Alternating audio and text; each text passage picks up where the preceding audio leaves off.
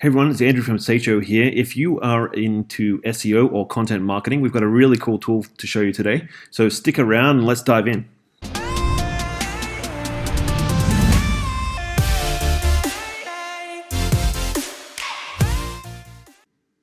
So this is a new tool that I've seen floating around on YouTube quite a lot. A lot of the people I follow in the SEO space, a lot of the influencers and SEO professionals have been recommending this tool. So I wanted to go in and have a look. So I've been kind of messing around with this for the last 5 days to see, is it good or is it just a load of fluff? And the name of the tool is called Surfer SEO. So I've been playing around with it.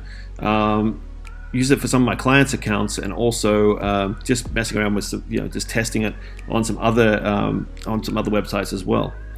So let's go and have a quick look through, and let's explain what it does. So essentially, it's an on-page SEO tool. So what I mean by that is it's going to try and help you optimize your content to appear better in search rankings. So let's have a quick look at some of the features it has. So we'll start with the SERP analyzer. Now, I've already put in a keyword for this, so it was like how to get backlinks, which I have here. And then we wanted to see what came up. Now, I know Brian Dean, who's massive in the space, and we really love him here at SEO, is appearing, I think, second. And we're going to use him as an example. So he's appearing second on the SERP for this term. And we're going to have a look at this in conjunction with, as if we were kind of going to optimize his site like it needs optimizing.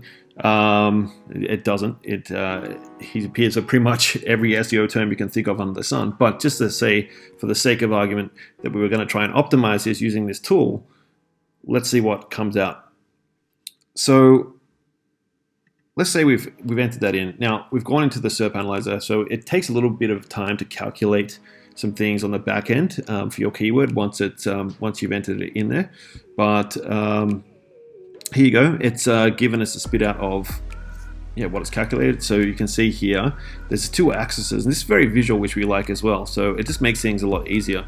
So we've got number of word counts in relation to the position that these pages are ranking for in the SERP, in the search engine results page. So we've got an average of what we say like 8,242 to get into the top 1 to 10 positions.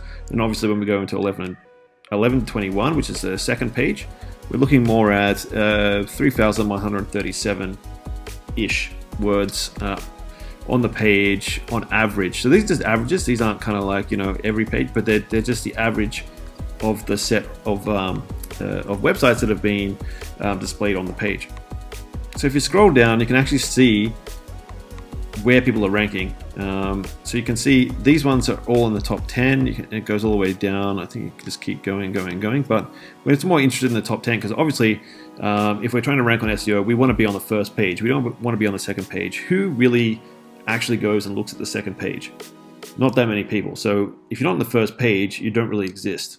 So that's what we want. We want to be on the first page for our keyword, so people can find us organically, so we're not having to pay on Google Ads or on Facebook to drive that traffic in. We're doing it for free. So I've put in Backlinko, which is Brian Dean's website, and the article that he was showing up for when I typed in that keyword, which I think was how to get more backlinks. So it was high quality backlinks. That was his main article, and I can actually go in here now. At the moment, it's hidden on the chart. But if I click on this, what's going to happen is you can see his thing appears on, and it tells you, this line will show you where in the grand scheme of things, yours is sitting. So his is quite high. He's got, I think something like 38,200. It's around 38,000 words on the page, which is crazy, right? Like that's almost it's half the size of a novel.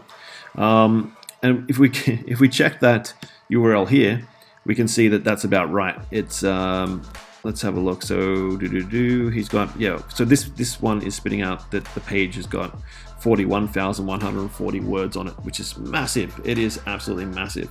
Now, this tool will actually diagnose whether this is a good thing or not. So what can happen is you can either have too many words on the page or not enough.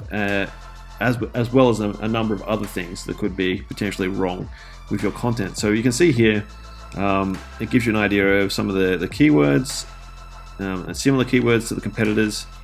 But the best thing here, I think, is to actually compare your website, your website or your URL to the ones that you are trying to maybe rank in front of. So we've got this one here, so we just paste it in here when we do an example. We've done one already. Whoops, I don't want to do that again. So this is it here, and we're going to click on this, and that's pretty much the page that we are looking at right now. And now if I click on audit, okay, so we can see there's 4 errors. It's not the end of the world. And I mean, just like any SEO tool, I'm taking these metrics with a grain of salt, and I want to make sure that they're actually legit, because sometimes you might see on SEMrush and Ahrefs and a few other things, although they're pretty accurate, they're not always 100% accurate. So you still got to question things as well, not to take everything at face value. So I can see here, out of the actual, so when it takes in consideration all of the content that's been ranking for this keyword, then we've got 173 out of 256 important terms, which is not too bad. And I think this is more important phrases, because we actually just want to look at what phrases we're missing. So we're missing things like, let's see, we're missing guest posts. There's a few things in here, content marketing, and it's also frequency as well, like how many times we appear and stuff as well. So you can see there's a few that we're missing, or that we could probably add more. So this is more of the frequency, so we can add this a few more times. This is pretty interesting. So you can see that it's almost like a checklist to say, okay, if I can export this as well, and then I can say into my CSV, and I'm going to open this. I don't know why it's opening up in numbers. I've never opened it up in numbers in my life. Let's quit that. It should be in Excel, but anyway, point taken. We can download it if we wanted to and export it into a sheet, whether it be Excel or numbers. Doesn't matter what you're using. I just don't like numbers, but it gives you that option, which is great. So then you can figure out what terms you're missing. So you can see what terms you're actually missing. So we're saying we don't have this, or what terms we just don't have enough frequency of. So we need to add this a few more times into the article. So not too bad. Okay, now it's saying words. That's okay. So it's not a disaster. Sometimes what you'll see here is it'll either ask you to take some away or to add some, which is interesting, and you can probably try that out and see what works. So there's H2 and H6. It looks at those as well. So all the headings, exact keywords. So we're going down here, and I'm just going to keep going. And they're saying that the term doesn't appear in the H1. So the term of how to get backlinks doesn't appear in the H1, which is fine, because Brian Dean's article is not just about that. So if you've done Brian Dean's course before, the SEO That Works course, he explains that you don't need to try and rank for all these long tail keywords, that Google's smart enough to figure out intent and what we call latent semantic indexing, where it understands what keywords or what terms are related to other terms. So when you try and rank for a phrase that has 3 terms in it, what we call a mid-tail keyword or a chunky middle keyword, we can also end up ranking for potentially 10, 20, 30, 40, 100 long-tail keywords as well, and sometimes more of the short tail keywords, possibly, depending on how well we've optimized. So it doesn't always mean that you need to have this keyword in the title, but if it is the keyword that you're trying to actually rank for, this one's it's not too bad. It's probably like a mid-tail keyword. Or we could say how to get backlinks, and then so we could put this, if we're running an article just on that, we could put that into the H1, and that would be more optimized for that keyword. And when we add all these other things that it's suggesting, that would also add to the optimization, which is pretty cool. So you can see it calls out when things are missing, and it calls out when things can be fixed. So it's saying that load time's an issue. Don't know if that is true. I always check about the tools. you want to make sure that you're kind of testing it across things. So another one that comes up a lot is keyword difficulty, just while I'm on this topic. And you'll notice if you're using different tools like KW Finder, or if you're using SEMrush or Ahrefs, that they might all give you a different keyword difficulty score. And it's always good just to get a kind of like a baseline from like 3 different tools, if you have access to 3 different tools, to kind of work out an average of what they're all saying. And that kind of gives you a better idea sometimes, because sometimes they can be quite off. So we can go into GTM Metrics, which is a tool that I use to test speed, and we can have a quick look. I'm going to punch that in here, and let's just see if this tool is actually correct in saying that it's a little bit slow. We'll see how bad it is. We might come back to this in a minute. So that's pretty much the SERP analyzer, and like I said, you can go in and you can pretty much go in here. These are questions that you could answer that other sites are answering, popular words that you could include, common words, common phrases. So this is really interesting. And these are in your reports. So you want to rather compare your article to a competitor's one to just kind of, I think that's much better. Prominent phrases, so you can see here. So it's really powerful to at least give you a set of keywords you could start with, even as a seed keyword set. I find this tool really interesting, and I think more than anything, this tool is great for speed, for getting things done faster, and doing especially keyword research. It's much quicker, and also it does help with optimization. I still got to do some testing around this to see if we do increase or decrease how many words on a page, does that actually make a difference? So jury's out for now, but we will amend on the end of this video once we've actually figured that out and tested it on some client sites. Let's go back to GTM Metrics while we're at it. Okay, so yeah, he's saying, so in this case, it could be true. It could be true that the page speed is actually not great for this website. So if we go back to this, and then we go to audit. Yeah, so it's saying load speed time not great. So it's saying, yeah, okay. So let's have a look at this and then compare it to.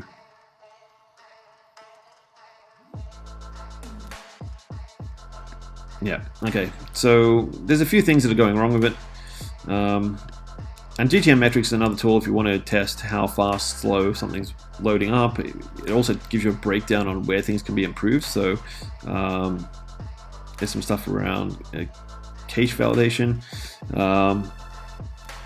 And what else have we got here? A lot of the time it is JavaScript as well. There's loading a whole bunch of different JavaScript code. And the best way to actually solve this is to have some sort of tag management system. Because we find that when there's too many tags or too many JavaScript pixels on there, that it could take a while to load because it's trying to load each one of those individually. So if you have something that's inside a container, like if you're running segment.com or Google Tag Manager, if you want something more free and accessible, then that's going to be much better in terms of speeding up the load time, but also having a look at what API calls you're doing and all that sort of thing. Is it calling something that doesn't exist? It's trying to ping something that's just not available. This can all slow down the website, and including adding too many high-res images as well is a big one. So this is some things I wanted to talk about quickly while I'm on this topic. But anyway, that's another topic for another time. Let's go back to SEO Surfer or Surfer SEO. What else can we do in here? So we can do content editor. So here's some I did earlier for another client that we've got. So this is really cool because what it does is it'll actually you can do some keyword research, put in a keyword, and it'll tell you pretty much what you need to write the article, and it'll actually spit this out into a like a WYSIWYG kind of thing where you can actually write the article inside this template, which is really cool, and it saves a lot of time as well. It even breaks down content structure, so it gives you a really good indication on what you need to do to optimize your chances of appearing for this keyword in the SERP, which is really cool. I'm pretty impressed with this, to be honest. And like I said, it's really fast. It speeds up your workflow quite a lot. So I definitely am kind of falling in love with it a little bit. Like I said, I've got to test it a little bit more. We haven't had enough time together to test this for different cases and for different clients. But like I said, at the end of the video, we will append I guess like a breakdown after running this for a couple of months. But in terms of if you're just looking for something to, speed up your workflow for keyword research and content writing, then already I think this thing pays for itself.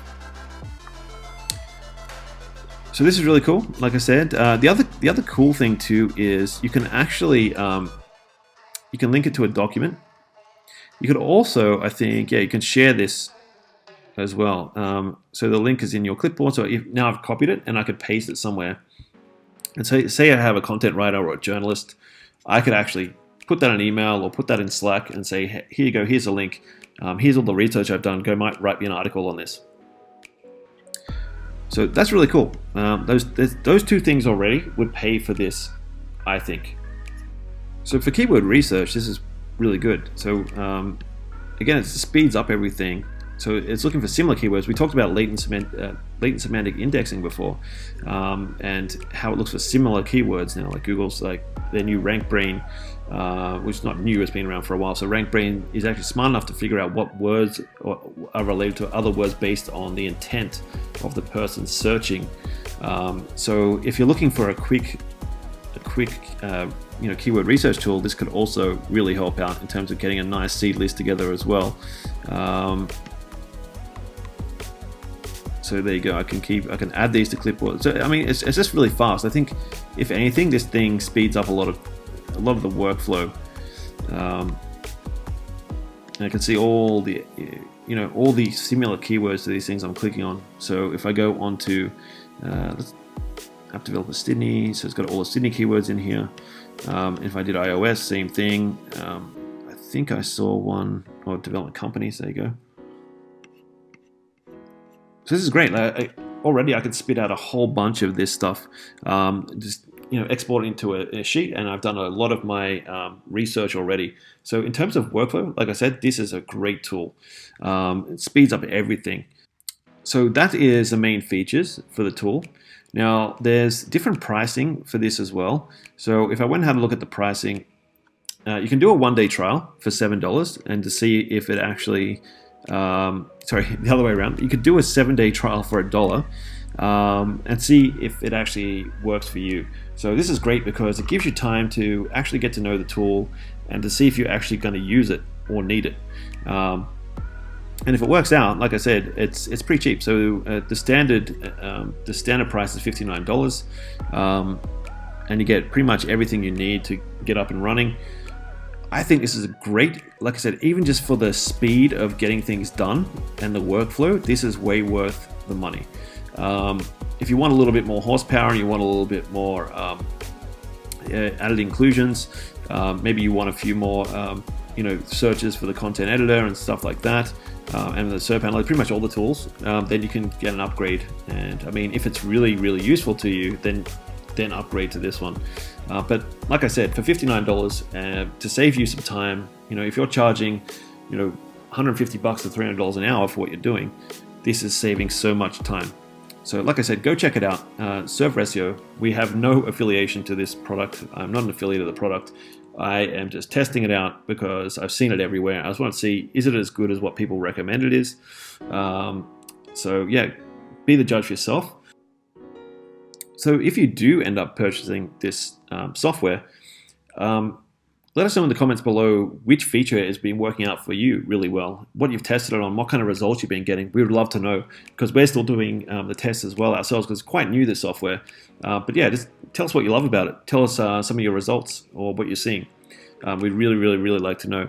And like I said, or like I always say on these videos, please leave us a like if this has been useful or interesting, and please subscribe as well, so we can actually let you know when there's more content like this coming out. So hit the little bell notification, and we'll let you know when we're actually releasing more of this stuff, because we're going to delve into a lot of tools over the next 12 months, and especially into 2020, where some new tools are coming out and some new upgrades to existing tools are coming out.